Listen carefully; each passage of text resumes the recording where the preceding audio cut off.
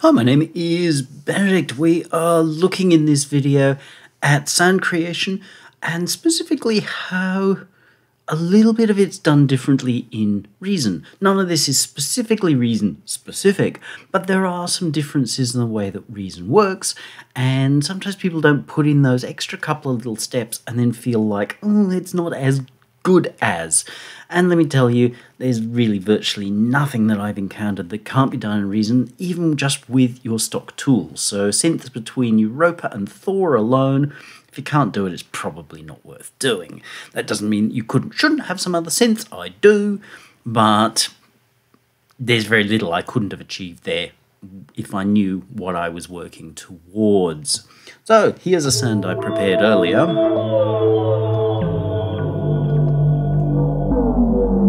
It's pretty big, it's pretty mobile and juicy and chewy and all the things.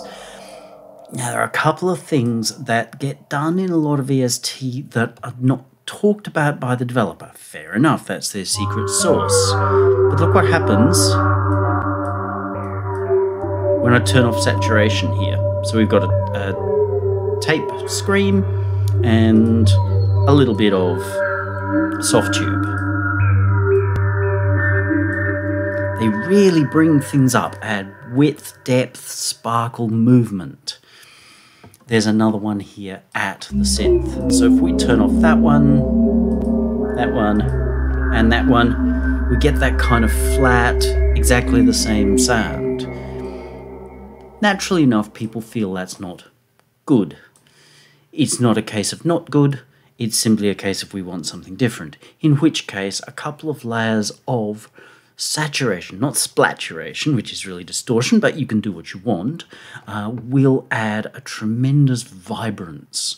Because remember, each piece of physical gear, hardware, there's a jack, which means that there's noise introduced, and even if it's a digital device, it's got a DA circuit, so digital to analog circuit, which makes decisions and therefore adds impurities in the sound. So adding a couple of layers of those that compound very lightly is a big win. Let's look into this sound itself. We'll gradually turn things off with the exception of this, just because things can get a little excitable. That's our sound from Europa. If we back off the effects, we've now got this. We get rid of the parts. We have a rather basic subtractive style synth, little bit of soft clip just to add some to it. The filter is being driven by this envelope and this envelope. So it creates the whoop-pa kind of thing that keeps going round.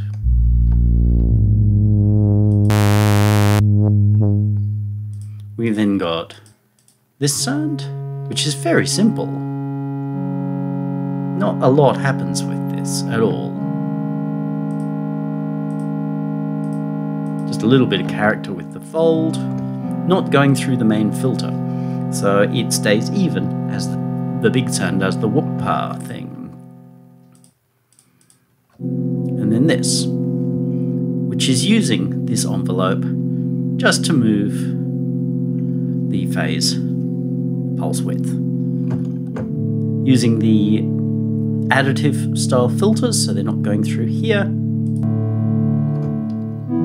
Little bit of offsetting between the pair of these, and a little bit of offsetting against the main. You will notice that I am not running unisons.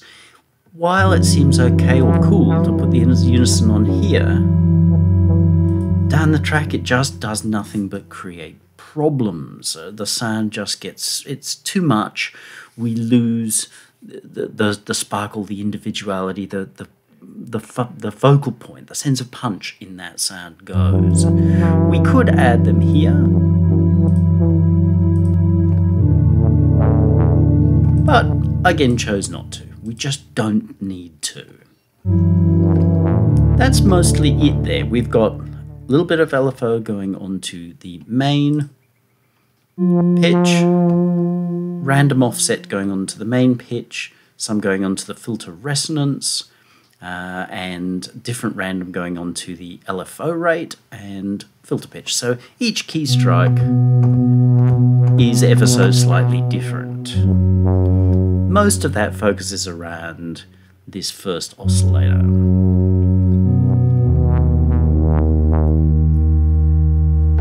We've then got a few layers of processing, ring modulation, and LFO3 is driving the pitch of that ring modulator. You can hear that going there. Chorus. This is part of why I don't do the unisoning, because already you can hear it starting to lose focus. Delay. Just looking to pick up details like the switch there in the ring modulator so that it carries forward. Reverb. This isn't about being a good reverb, it's just about creating more movement and carry in that sound, because it's then going to go through a couple of other processes. We'll do this one first. This is the lovely sweeper using a filter that's following an envelope.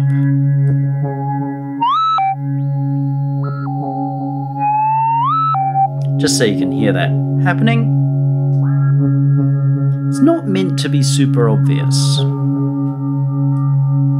You can make it as obvious as you want, but just providing that little bit of movement so that rather than being a constant blaze of high frequencies, which just gets, well, difficult to enjoy, it's just letting them out. So it throws them into the delays that come later.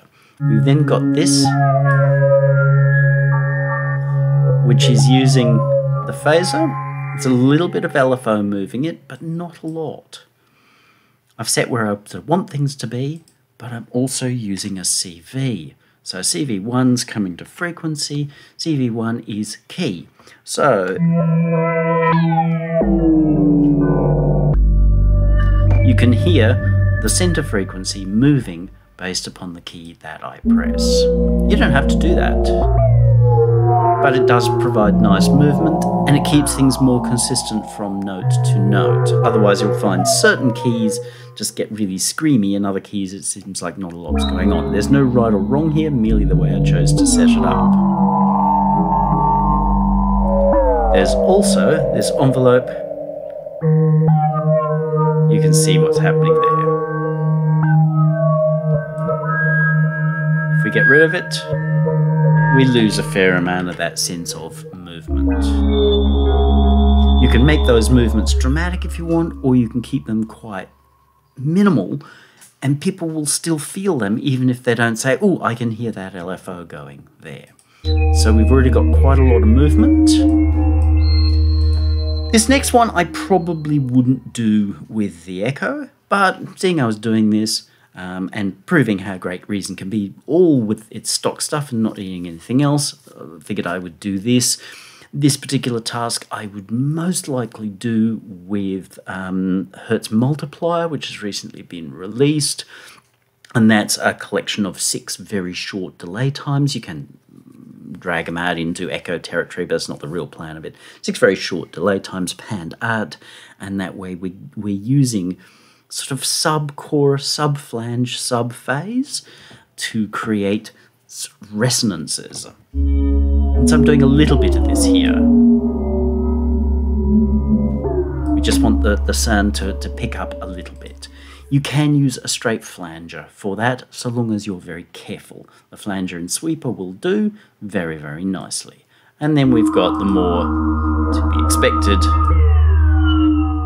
echo, which is really just designed to carry everything forward and create chorusy kinds of movement in the process. I've also set it to the overdrive without adding any more drive, just because we like to get a little bit more sparkle there, but without it being at all noticeable. So a lot of movement now. Master Brush Compressor is set up with a fair amount of gain because one of the downsides of the echo, if you don't realise what's happening, is that by keeping its levels even, and it's a perfectly logical thing to do, in effect it loses 6 dB of overall volume as you use it, and that just makes your sound seem to get weaker and weaker. So if we put in 47 instance of the echo or most Reason effects where there's a wet dry, we would have close to no sound left at all. And that feeling of like, oh, but it's just got smaller and smaller and smaller because it's just got quieter and quieter. In volume terms, not in level terms, in volume terms, in perception terms. So we're pushing that back up. And then using the Master Brush Compressor, you can do it with anything. The M class will do this fine as well, but the Master Brush is a nice character compressor. We're not looking for hammering, we're just wanting to make sure that its excitability doesn't get the better of us. So going for a higher threshold and a higher ratio. Really, I wouldn't be doing this at sound design stage anywhere near so much as at mix stage. If it's a sound like this that is likely to get a little out of control, then I'll probably make an arbitrary decision or possibly even bring in a clipper instead, which in Reason terms we could use the maximizer here. We may need to push a lot of level into it to get so there's actually clipping, not using a limiter because the limiter is just compressing and pushing things down, but the soft clipper will just hack off the top, and then we may need to use some sort of level plugin, whether that's gain or compressors or whatever, and pull the 12 dB that we've added back at, whatever gets you there. But I won't make real compression decisions till the mix, and at the moment there is no mix because it's just a random piece of noise. And then again, this tape, we're not looking for radical change. We're definitely not looking for... I mean, you can do that if that's what you want. But the tape has a very, very nice feel for this. I tend not to use the roll-off or the compression that much, if at all. But it's worth considering a tiny little bit of leveling here. I don't understand the compression in there, which is part of why I don't use it. I feel like it can just tend to make things a bit... But again, that's probably through a lack of understanding. I don't like one knob things where I can't see or understand what's going on, and it's not really explained anywhere. Keep my levels right, and that's it. We've now got this really beautiful dramatic sound. And again, remember, if we go back in and turn off all our saturation, suddenly it becomes this sort of flat. The way you're getting great VST synths and going, oh, but they're so much better. As I've pointed out in a review for something recently, often they start with the synth running at -1 octave. They're often running at 6 dB above where the Reason device is. So installed this device from a big name developer. Its oscillator is set to 1 octave, or the whole synth is set to 1 octave below where Reason defaults to, and the whole synth is running at 6 dB louder than where Reason does. Now, that's not the fault of Reason. Reason has made some very, very good and very modern decisions, particularly with their -12 VU thing. Very, very cool. It makes more sense in the digital environments to have to be at -12 than to be at -18. But a lot of VST developers don't have that sense of, well, this is what we're doing, and Reason largely have lost it too, which is sad, and everything's just pushed as loud as it can go. You put the two against each other, you don't realise that, and you feel like, oh, but it's not as good. And it's like, put the two in exactly the same place, like get your Roper, add 6 dB, drop it by an octave, and you'll be like, oh, that's kind of almost exactly the same. So go through these processes, put in these little extra bits that are being used elsewhere, and that doesn't mean that you should be running your synths at 6 or so dB louder, because while it sounds impressive when you're working on them in solo, like here I've got 9 dB pushed in, when coming to a mix, this becomes unmixable at that level. As in, there's nowhere to go with this now. We're at final master it levels. But really cool sound. We don't need a lot. We just need to put in some time to get used to how things work and to put in the extra layers. One of the reasons that Reason is so, for me, the place that I want to work is because they haven't made these decisions for me already. It can leave you with that flat papery sort of feel, but that's just largely through not understanding. Other synths can seem impressive to start with, but then when you go to try to make them sound different, you can't because you're locked into the decisions, which is like having 2 or 3 screams piled up invisibly with no button, or maybe no more than an on-off kind of a button. The ability to choose what we want to do at any point, at every point, is great. But just be aware that, say, Europa, which is a really impressive piece of kit, incredibly capable and so much easier to use than almost everything else out there, it will sound a little flat on its own, because this is just math and usability. It's like, here we're going to do the math of this process that we're showing you. We're going to make it incredibly usable. It's up to you what you do with it after that, which is these effects to some extent, but like all onboards, they're a little limited. But you hear how as we add these in,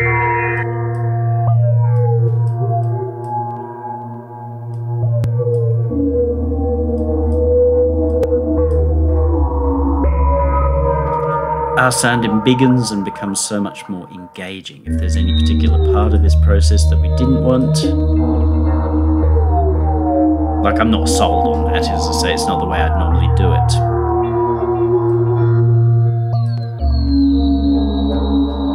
We're set, we're good to go. If you have any broad questions about this, pop it on down below. If you're going to subscribe, you're going to subscribe. There's no real need for me to ask you to do that. Remember, I'm a professional mix engineer and record producer, so if you are wanting work done really well, then please reach out. There's a website, tells you all about what I do. Please take your time to research and understand what I do. If you don't understand what I'm writing or saying, ask. My job is to help you get your story told, and that often is by having this level of understanding, not just in particular individual synths or whatever, but in composition. There's a whole lot of stuff at higher hertz that I've been doing for them there on composition, chords, arrangements, all that kind of stuff, and then into mixing.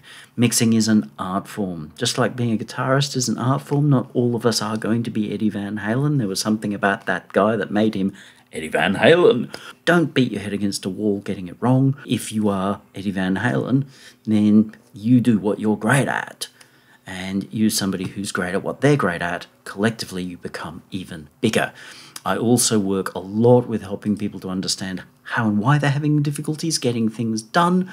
That's in the sort of artist development kind of arena. Commonly that's done within a project, but I'm happy to do that one-on-one as well. I will ask some challenging questions because obviously we want to find the difficulty and then work out how to step over it.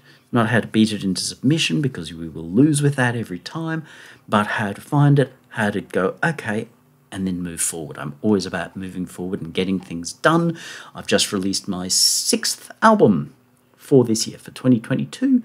Album number 6, plus 2 for clients. So Jake Cropley's record, which took a while to do, that's 7 months, and the Naked Head record, which did take a couple of years overall, because there was an awful lot of stuff, and we were working on it really quite slowly until they were all in the point where they could go and do their launches, and in a couple of days the official launch in Adelaide will happen. The one on the Gold Coast was already done and was a super cool night.